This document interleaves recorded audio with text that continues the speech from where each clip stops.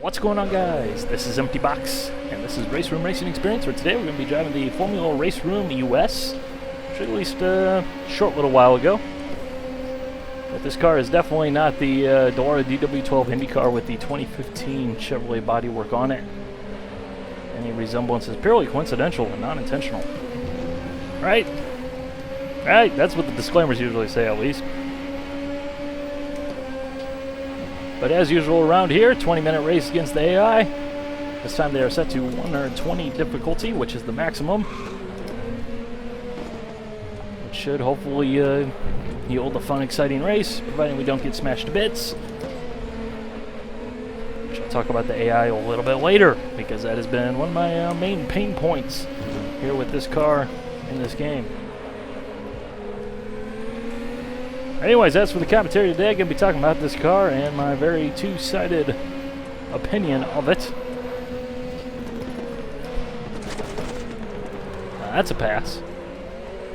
I should count for double passage.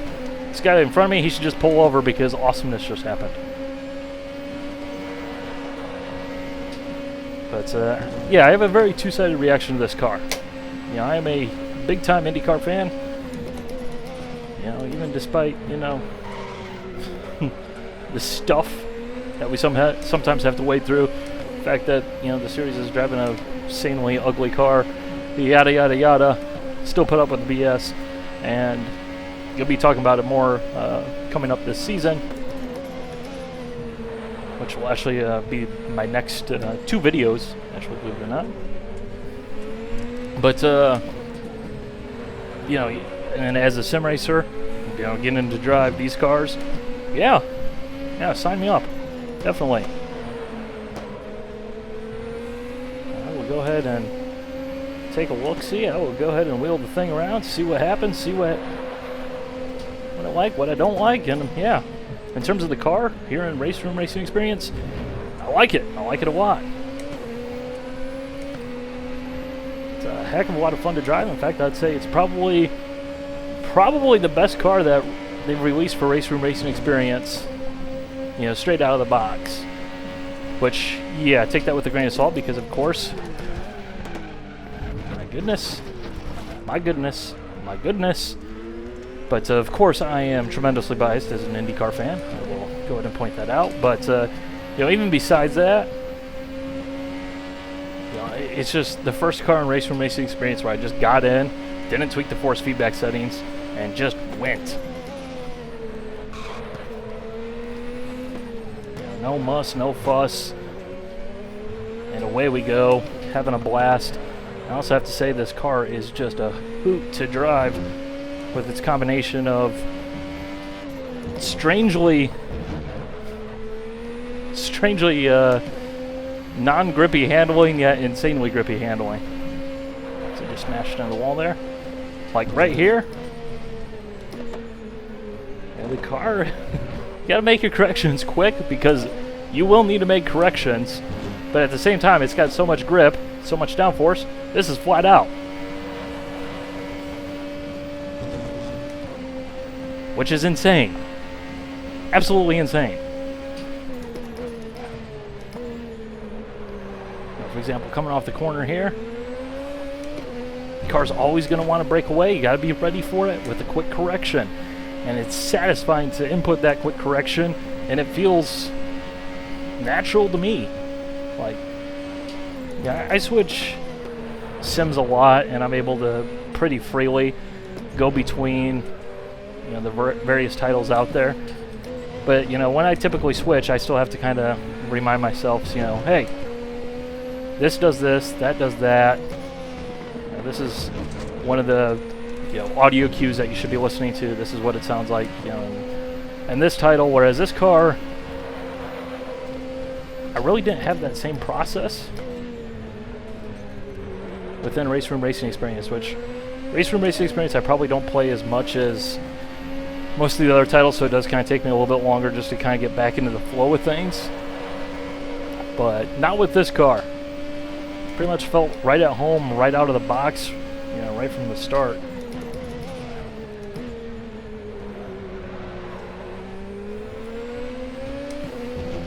it's also so satisfying to squeeze onto the throttle, managing that wheel spin, managing the rear end of the car, keeping it from getting too crazy out there, but at the same time getting just enough into it that you're not leaving time on the table out there.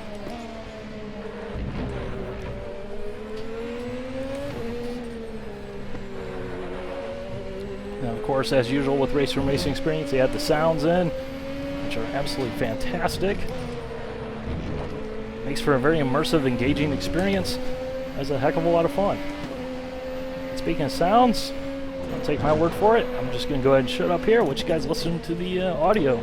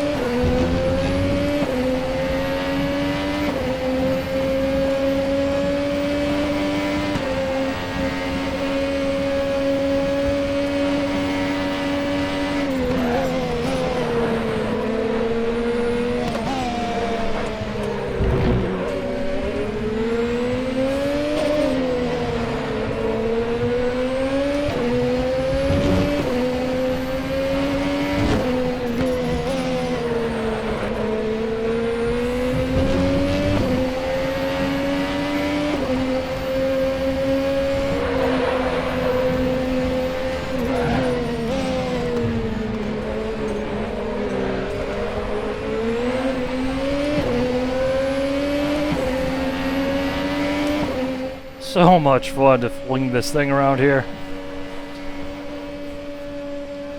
Also, turn 1 is just stupid fast. Like, stupid fast.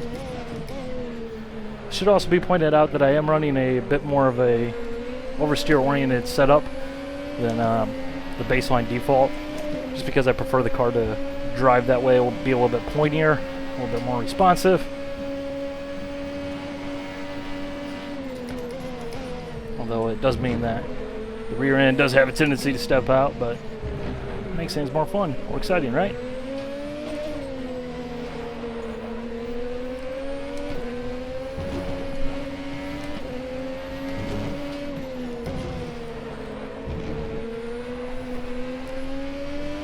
So anyways, now that I've talked about the positive things, the things I really like about this car, let's talk a little bit about the negative here. And that is, well, why? Simple as that. Why? I don't understand why this car would be added to RaceRoom Racing Experience. I don't understand why Sector 3 would go out of their way to make this car in particular for this game, because it makes no sense.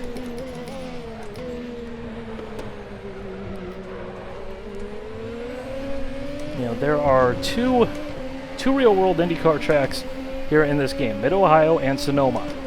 There is Indianapolis, which is the road course only, no oval. Yes, this is the one game that exists where they made Indianapolis, but decided not to do the oval. Why? That'd be a bit like doing just the Bugatti circuit of Le Mans. It's just like, you missed the thing. But of course, obviously, that means they don't have to do the oval arrow and all the things that are more specific to that, such as fuel mappings, which becomes more important over there, as well as weight jacker. But that's a different story for a different time. I think pretty much everybody knows that they only have road course racing here in RaceRoom Racing Experience, which, you know, that's not my main gripe, my main issue. But you know, there's only 2 IndyCar tracks in there. The Indianapolis that they do have the road course, but it's a different version than what IndyCar is raced. And, you know, I'm not one of those guys who is all like, oh, well, they didn't race there, you know, for real, so therefore I can't, you know, race there in a video game, because I think that's absolutely stupid back-asswards logic. But at the same time, it's like, yeah, what here?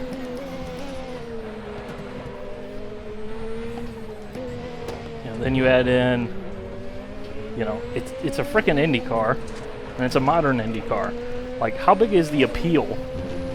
And I say this as a tremendous fan of the series, so don't think I'm just, you know, talking smack about IndyCar, like a lot of people have a tendency to do. Who cares? You know, like, why this car? If you wanted to do a, you know, American-style formula car, why would you pick this car from this era? You know? It's like, yeah, the racing has been, you know, even with the aero kits, which have made the racing worse, the racing's still exciting, it's still fun to watch, but, you know, I mean, just bringing up the real World Series issues here with this car, well, obviously it's not licensed, so you can't just be all like, yeah, it's an Indy car, which we all know what it is, but licensing works that way. But, you know, this is the 2015 Chevy, which was used for 1 year only in 2015. It's now 2017, where they'll be using the 2016 bodywork. This car was released in 2017, so yeah. You know, it seems very bizarre to release a 2015 car in 2017. Now, obviously, most people won't care, and quite frankly, 99.9999% of us probably couldn't tell you the difference between the 2015 besides 2016 and 2017 kit, you know, other than the visual appearance. But then you consider next year in 2018, they're getting a brand new body kit again. That's going to be a spec aero kit, which is going to already basically confirmed as removing the air box, going back to the old school traditional and significantly more awesome roll hoop arrangement with the little air ram intakes somewhere, replacing the air box, you know, as well as likely getting rid of the rear bumper pods, plugging up the hole in the floor that they poked for the aero kits. So it's like, this is going to be one of those cars that in a year's time, we are literally going to look at it and be like, man, those cars were ugly. Like, I just don't understand it from that standpoint, because it just doesn't make sense, because it's not a car that I think people are, you know, particularly clamoring for. You know, I don't recall ever seeing a huge push, you know, to add the IndyCar to RaceRoom Racing Experience. As well as the fact that right now this car does fill a gap in the roster. And I must point that out. That's a great thing. I really do think that developers should focus on making sure that a car is a good addition to the game rather than just an addition. Now, we'll commend them for that. But they've already teased the 2017 Formula RaceRoom, or RaceRoom 2017 or whatever, which is supposed to be a 2017 Formula 1 car, which is going to take the spot that this car currently occupies in RaceRoom Racing Experience as the top open-wheel car in the game. Being that it is a Formula 1 car, I do expect it to be significantly more popular than an Indy car of this era. So you add that, and then the total lack of oval racing, which, again, it's not a huge deal, but it is something that, you know, it is a defining factor of the series and the car, so it should be mentioned. So it's just all kind of kind of puzzling.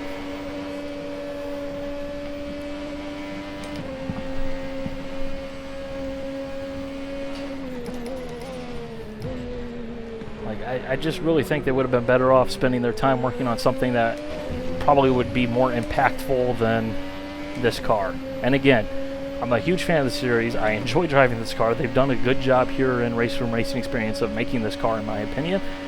But that's not going to stop me from voicing such opinions.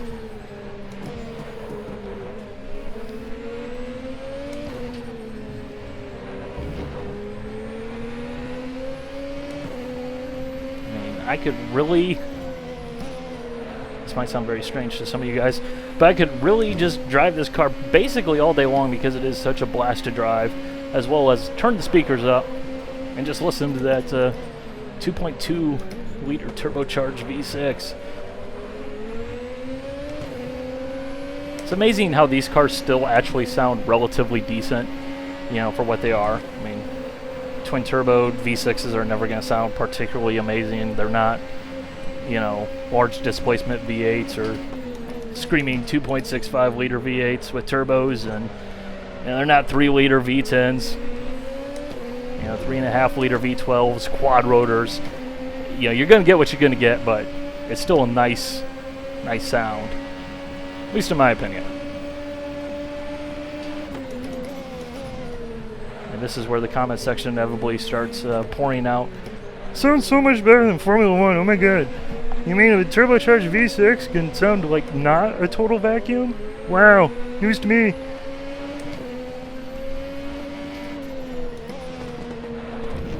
Although, see, when you say things like that, you get two different people. The people who do that mocking you, and then the people who don't do it, even though they were going to do it, because psychology, you just called them out, so they're like, "No, I'm not going to be that guy because you want me to be that guy, so I'm not going to be that guy." Yeah? This ain't my first rodeo.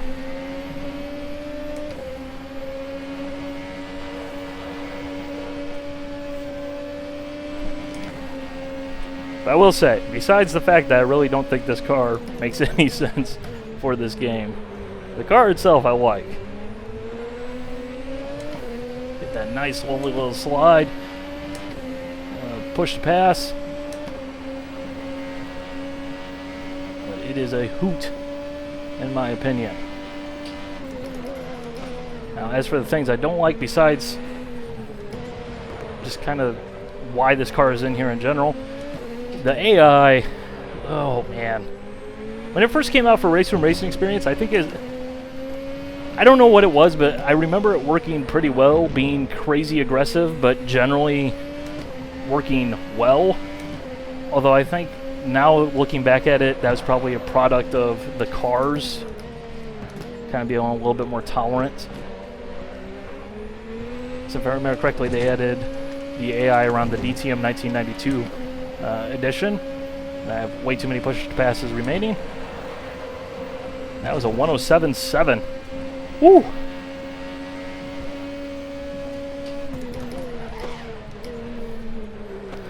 But the AI, oh man. For one, I have this on absolute maximum difficulty. The highest still go. I know I'm decent at these games. I know that I'm better than a lot of people at them, but I am not crazy super fast at all. You know, I just feel like there's definitely going to be, there's still a very early limit as to how fast you can be and still reasonably race the AI, you know, and actually have something of a competition. Like for me, to win on 120 difficulty on most tracks, there are some exceptions. For example, Sonoma, the AI is particularly slow. But, you know, to win with my skill level on this difficulty, I absolutely have to push like mad and drive, you know, by my standards, spectacularly, which is great. That's what I want. But what about the people who are better than I am? And there's a lot of them. There's a heck of a lot of them. You know, they're basically going to get absolutely nothing from AI, which means that they're going to have to go online, which is fine and dandy, except for the fact there's not a lot of people playing in the first place. So it's kind of a screwed up scenario. As well as the AI brakes super early, which means that while yes, they are doing, you know, fast lap times, they become a bit trivial to race because of the way they generate the lap time, which is basically, as you can see there, getting off the corner like a bat out of hell. Go ahead and burn up the push pass because I think we're on the last lap here.